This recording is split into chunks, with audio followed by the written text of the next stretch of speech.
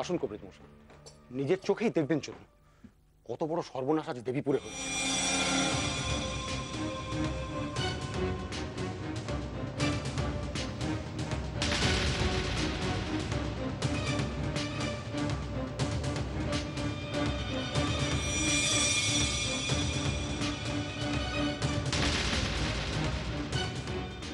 এই দেখুন কবিরাজ মশাই, সর্বনাশের পদচিহ্ন, গুরুদেবের রক্ত। তোমাকে বাঁচাতে আমার বই গেছে, তোমাকে বাঁচালাম ওই ভালো মানুষটাকে বাঁচাবো বলে।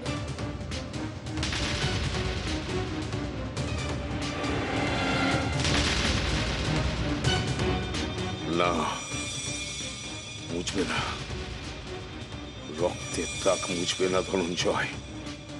থাকুক থাকুক রক্তের দাগ। না মানে গুরুদেব, তার পা যদি পড়ে? পা যাতে না পড়ে সে খেয়াল রাখো। তবে তবে চিহ্নগুলোকে থাকতে দাও আমার চোখের সামনে। চলুন।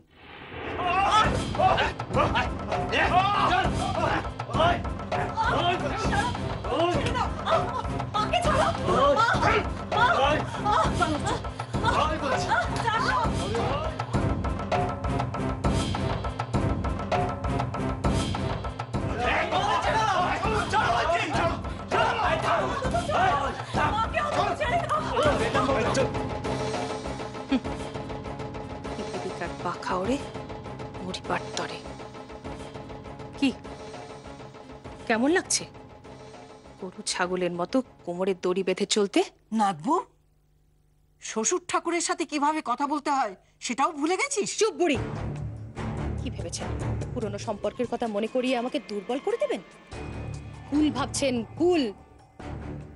কোমরের দড়ি পড়েও তেল যায়নি দেখছি। যায়নি, কারণ আমরা কোনো অন্যায় করিনি। যারা আমাদের বন্দি করেছে তারাই অন্যায় করেছে। আবার বড় বড় কথা! আপনাদের মাথায় কি খবর পড়া? বেশ তো আরামে খাচ্ছিলেন, দাচ্ছিলেন, গায়ে গতি লাগিয়ে ঘুরে বেড়াচ্ছিলেন। তা হঠাৎ কি ভীমরতি হলো? গুরুর গায়ে হাত দিতে গেলেন, গুরুকে খুন করতে গেলেন। সর্বনাশ, এত গভীর ক্ষত হয়েছে। না করে দাঁড়িয়ে না থেকে সর্বনাশটা ঠেকান, কিছু একটা করুন। করছি করছি।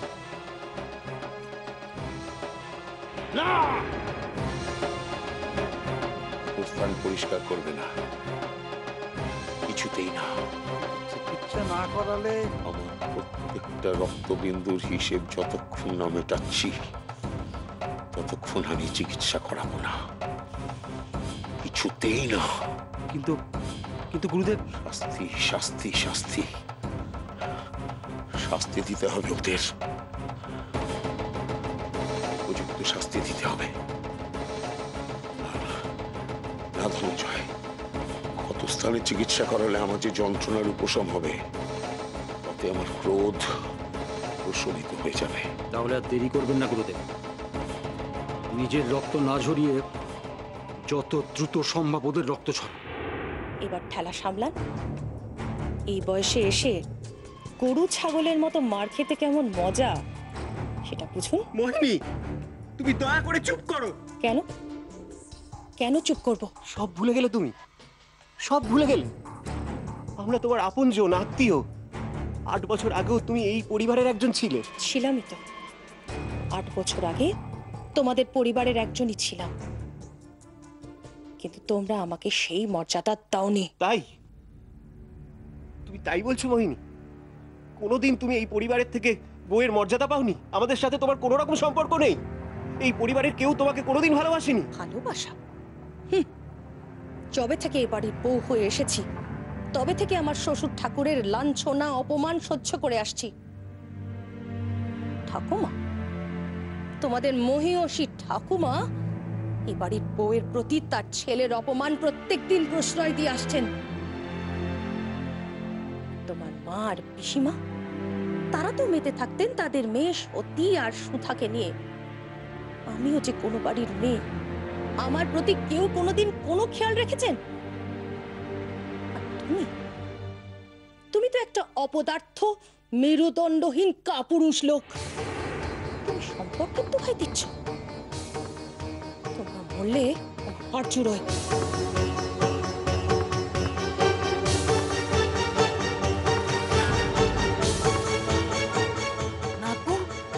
তুই নিজের স্বামীর মৃত্যু কামনা করছিস? করছি কারণ এই যে আপনারা গায়ে হাওয়া লাগিয়ে আমার চোখের সামনে ঘুরে বেড়াচ্ছেন, সহ্য হচ্ছে না।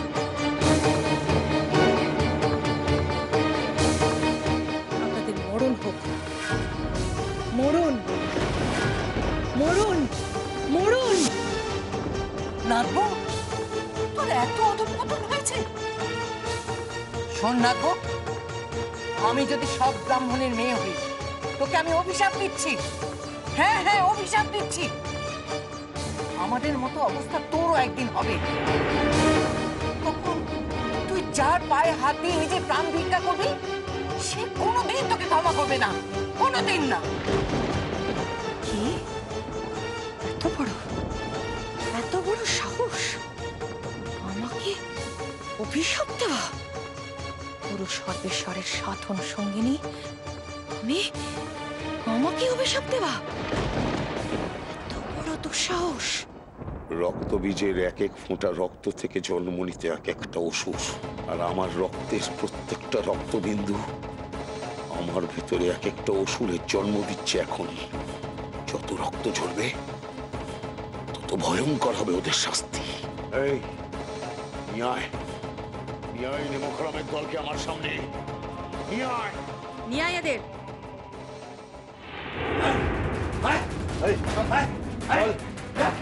চলো যাই।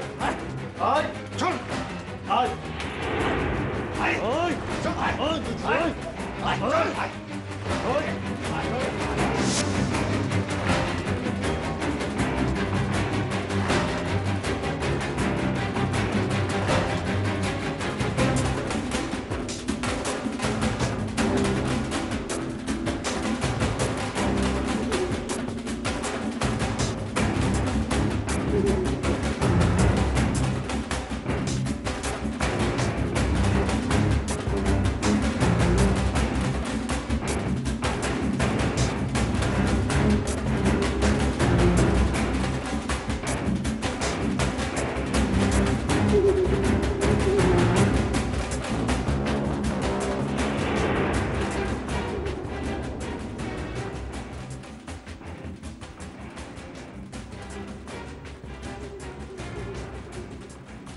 এখন তোদের বিচার করব আমি,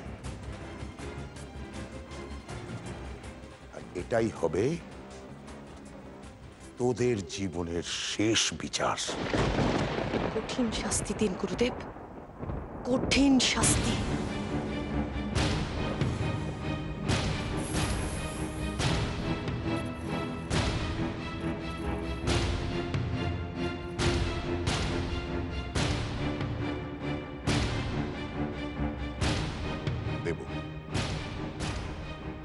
দেব, তার আগে আমার জানা দরকার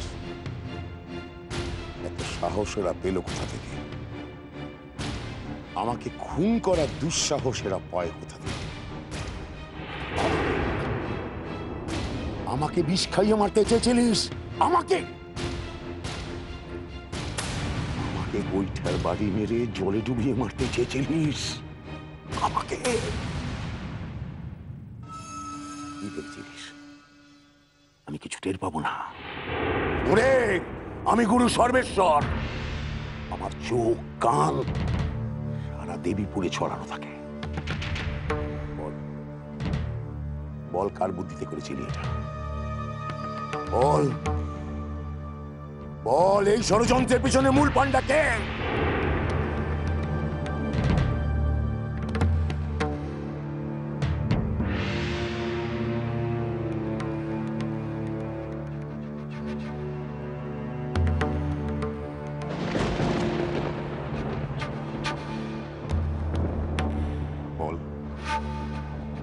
কার চক্রান্ত এটা বল। ছেড়ে দাও বলছি আমার নাতিকে।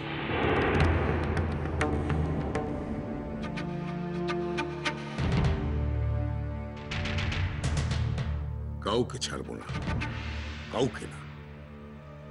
আর সব শেষে আমি তোমায় মারবো বুড়ি, যাতে তুমি সব আপনজনের মরণ দেখে তারপর মরতে পারো।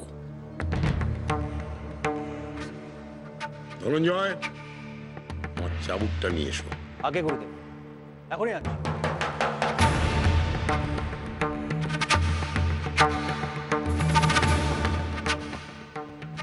এই নিন গুরুদেব।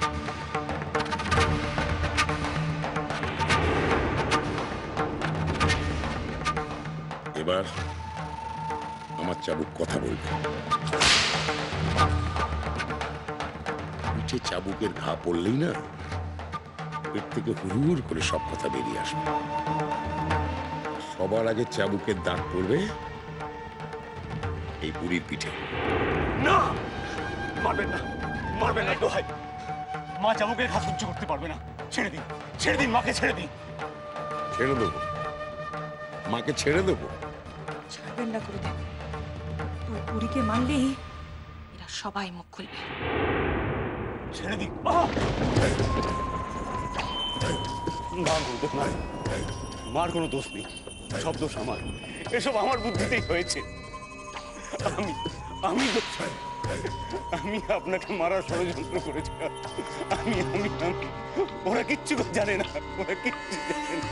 না, দোষ আমার। যা করেছি আমি করেছি। না মা, না, সব দোষ আমার। যা শাস্তি দেবার আমাকে দিন, আমাকে দিন, আমাকে দিন, যা শাস্তি দেবার। কান টানলেই মাথা আসে। জানতাম জানতাম বুড়িটার ঘাট টিপে ধরলেই সত্যি কথাগুলো গল গল গল করে সব বেরিয়ে আসবে।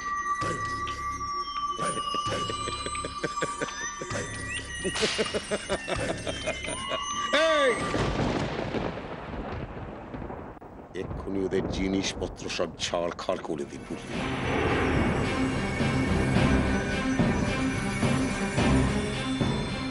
তারপর ওদের মারতে মারতে মারতে আধমরা করে ফেল। তারপর এক কাপড়ে গ্রাম থেকে বাইরে বের করে দে। না,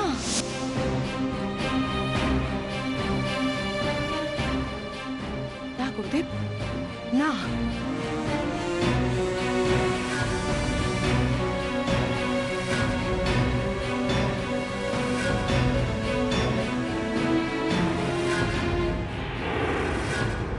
তাহলে তুমি কি চাও মোহিনী?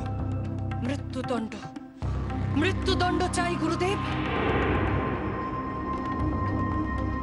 নৃশংস মৃত্যুদণ্ড। হয় ওদের সবার গলায় পাথর বেঁধে নদীতে ডুবিয়ে মারুন, না হলে সবাইকে জ্যান্ত মাটিতে নুন দিয়ে পুঁতে ফেলুন,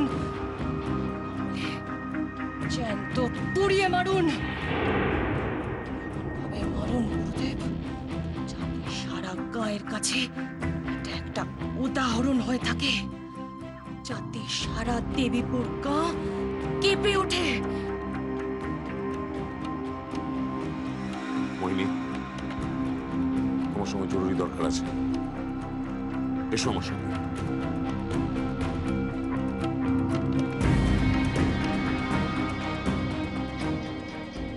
কেন আদি, কেন তুই সব কথা স্বীকার করে নিলি? মা, তা না হলে ওরা তোমাকে আঘাত করতো, আর সেটা আমি কিছুতেই সহ্য করতে পারতাম না। কিন্তু এবার যে সবাইকে শেষ করে দেবে ওরা।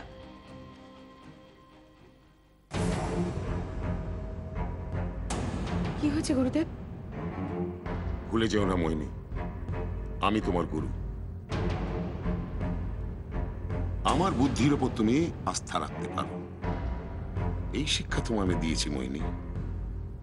তুমি ঘটনার গুরুত্ব বোঝার চেষ্টা করো।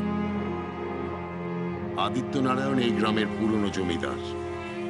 প্রজাতির একটা দুর্বলতা এখনো তার উপর আছে। তাতে আমাদের কি এসে যায় গুরুদেব?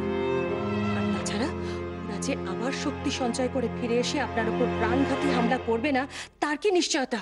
মোহিনী, গ্রামের মধ্যে প্রজাদের সামনে আদিত্যনারায়ণকে সপরিবারে খুন করা হলে প্রজারা খেপে যেতে পারে। এরকম সমস্যার মধ্যে আবার নতুন করে প্রজাদের অসন্তোষ নতুন সমস্যা সৃষ্টি করতে পারে। তার মানে আদিত্য নারায়ণ আর তার পরিবার আপনাকে খুন করার প্রচেষ্টায় এইটুকু শাস্তি পাবে? না, ওরা কঠিন থেকে কঠিনতর শাস্তি পাবে, তবে ওদের অন্তিম শাস্তি এই গ্রামের মধ্যে হবে না। তবে আপাত দৃষ্টিতে সবাই ভাববে ওদের শুধু নির্বাসন হলো, কিন্তু কি গুরুদেব? লেঠেলদের যথাসময় নির্দেশ দেয়া হবে গ্রামের বাইরে নিয়ে গিয়ে ওদের জীবন্ত পুড়িয়ে মারা হবে। সত্যি গুরুদেব? ধন্য গুরুদেব, ধন্য আপনার বিবেচনা, ধন্য আপনার দূরদৃষ্টি। এসো আমার সঙ্গে।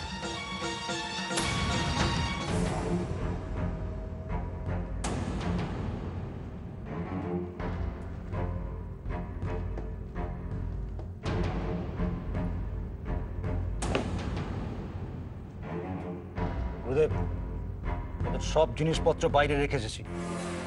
লেঠেলদের বলো পুড়িয়ে দিতে। মোহিনী,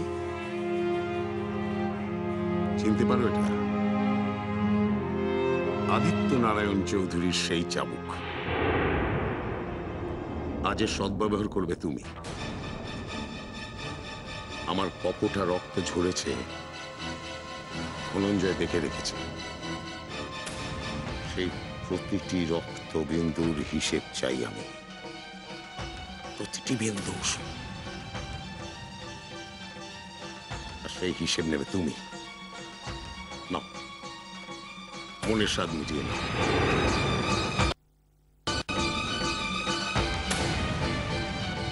বিরাজ, এসো।